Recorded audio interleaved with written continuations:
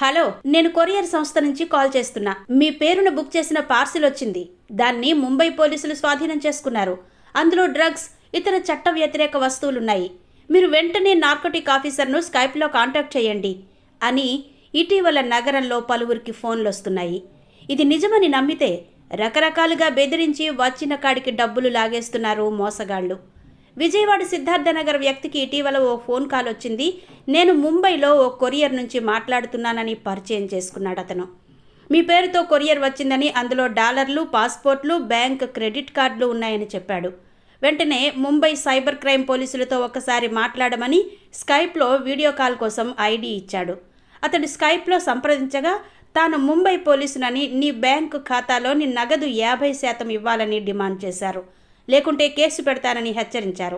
బాధితుడు ఆర్టీజీఎస్ ద్వారా పలుమార్లు 5 లక్షలు బదిలీ చేశాడు. ఆ తర్వాత ఎన్నిసార్లు ఫోన్ చేసినా స్పందన లేదు.